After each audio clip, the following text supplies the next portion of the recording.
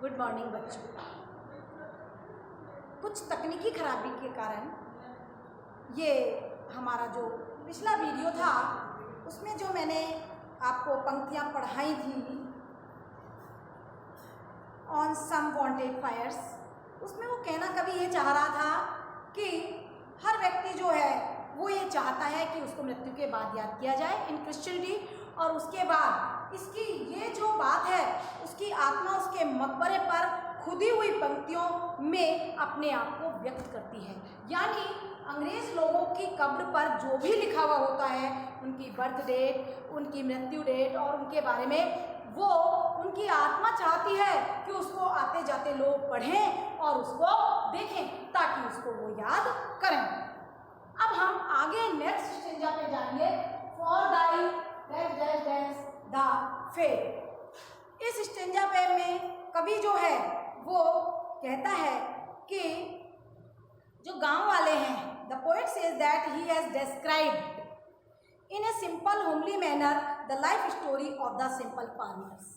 प्रत्येक की कब्र पर गरीब जो हैं साधारण से शब्दों के अंदर उनकी जीवन कथा लिखी हुई है। जो व्यक्ति उन कब्रों के अंदर लेटा हुआ है, जिन्होंने कभी भी सम्मान प्राप्त नहीं किया, प्रसिद्धि प्राप्त नहीं की अपने जीवन में। The poet says that he has described in a simple homely manner the life story of the simple farmers who are lying buried in their graves without achieving honor and respect and fame in their life. He thinks, कभी सोचता है that कि after death when he too, इन लाइनों में इस पद में हम ये और देखेंगे कि अब ये पद जो है वो ऑटोबायोग्राफिकल होता चला जा रहा है, आत्मकथात्मक होता चला जा रहा है। अब कवि अपने बारे में भी सोच रहा है कि एक न एक दिन ऐसा आएगा जब मेरे साथ भी होगा। और होगा क्या कि वो ये सोचता है कि उसकी मृत्यु के बाद जब वह अपनी कब्र में दफना दिया जाएगा और ध्यान में कोई व्यक्ति, ध्यान में लीन रहने वाला व्यक्ति जो होगा, चिंतन प्रवृत्ति का व्यक्ति होगा, कोई ऐसा व्यक्ति होगा वो जाते जाते रास्ते पर ये सोचेगा वहाँ से निकलते वक्त कि ये कब्र जो है, इस कब्र के गड्ढे में कवि के जीवन और उपलब्धियों के बारे में जानना चाहेगा। वो मेरे बारे में जानना चाहेगा कि इस कब्र के अंदर कौन व्यक्ति लेटा हुआ है, कौन है इस कब्र के अंदर, वो शायद ऐसा जानना चाहेगा। कवि ये सोच रहा है, इसीलिए कहा है द फेथ, अर्थात यहाँ कवि अपने स्वयं के भाग्य की बात कर रहा है। नेक्स्ट स्टेंजा में अब हम बात करेंगे happily अनलैंड। These lines is referring to his love for nature। यहाँ पर कवि के प्राकृतिक प्रेम को व्यक्त करती हुई ये पंक्तियां हैं, कवि के प्राकृतिक नेचुरल लव को या लव फॉर नेचर के लिए। ही सेज दैट, कवि कहता है कि after his death some white headed shepherd, शायद कोई बूढ़ा ग्वाला चिंतनशील व्यक्ति और कोई कंट्रीमैन, कोई हो सकता है गांव का देहाती व्यक्ति, में से having a look at his grave, जब उसकी कब्र को, कवि की कब्र को देखेगा तो हो सकता है वो पूछ बैठे दैट कि when the poet was alive they had seen him, कि जब ये व्यक्ति कौन है इस कब्र में, और जब वो व्यक्ति जीवित था तब उन्होंने उसे देखा था। वो किसी भी, कहने का मतलब यहाँ पे है कि जब कोई समझदार व्यक्ति, चिंतनशील व्यक्ति वहाँ से गुजरेगा तो कवि की कब्र को देखेगा और देख करके उस चिंतनशील व्यक्ति के मन में भी उद्गार उठेंगे, विचार उठेंगे कि इस कब्र में कौन लेटा हुआ है। तो हो सकता है कि वो किसी गांव के व्यक्ति से, कोई ग्वाले से पूछ बैठे कि ये इस कब्र के अंदर कौन व्यक्ति है, तो हो सकता है कि वो ग्वाला उसको जवाब दे। ये सिर्फ इमेजिनरी चल रही है, कवि की कल्पना चल रही है, इसमें यथार्थता बिल्कुल भी नहीं है। तो कवि कह रहा है कि हो सकता है कि वो जो गनरिया देहाती व्यक्ति है शायद कवि की कब्र को देखकर यह कहे कि जब यह व्यक्ति जीवित था तब उन्होंने उसे सुबह सुबह जल्दी जल्दी घास से ढकी हुई पहाड़ी की चोटी की ओर रास्ते की जो ओस की बूंदें होती हैं उनको पहुंचते हुए, कॉम्बिंग यानी उनको साफ करते हुए जाते देखा था, जिससे कि वह सूर्योदय के दृश्य को साफ साफ देख सके और दृश्य का आनंद ले सके। ऐसा कभी सोच रहा है कि कोई देहाती व्यक्ति मेरे बारे में कहेगा कि मैं जो हूँ प्रकृति से प्रेम करता था और सुबह सुबह सूर्य स्नान के लिए, सूर्य दर्शन के लिए मैं जाया करता था। ऐसी कवि चिंतन कर रहा है अपने लिए। ये लाइनें ऑटोबायोग्राफी कवि की व्यक्त करती हैं। अब हम देख रहे हैं कि in this stanza the poet says that after his death, some white-headed shepherd or countryman may say, having a look at his grave, that when the poet was alive, they had seen him at the time of the daybreak, going hastily to the grassy hilltop, brushing the dew in the way. He wants there to be able to have clear view of the sunrise and enjoy the sight of the rising sun. Clear है, यहाँ कवि का प्राकृतिक प्रेम झलक रहा है। Now we come to the third stanza in this video, there at Bubble Lake.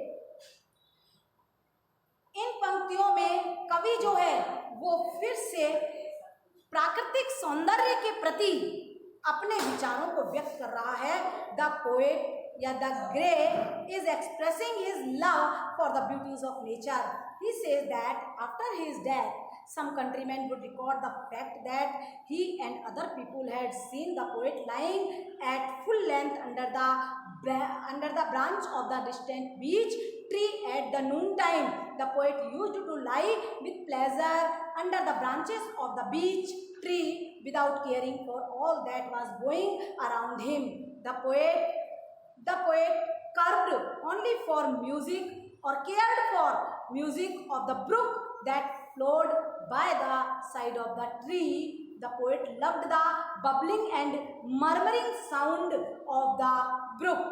इन पंक्तियों में कवि प्राकृतिक सौंदर्य के प्रति अपने प्रेम का वर्णन कर रहा है। कवि कहता है कि उसकी मृत्यु के पश्चात जब कोई देहाती व्यक्ति उसके बारे में बताएगा, इस यथार्थ को बताएगा कि उन्होंने दोपहर के समय इस व्यक्ति को देखा था, वहाँ दूर बीच के वृक्षों की शाखाओं के नीचे इसको पैर पूरे शरीर में फैले हुए लेटे हुए देखा था।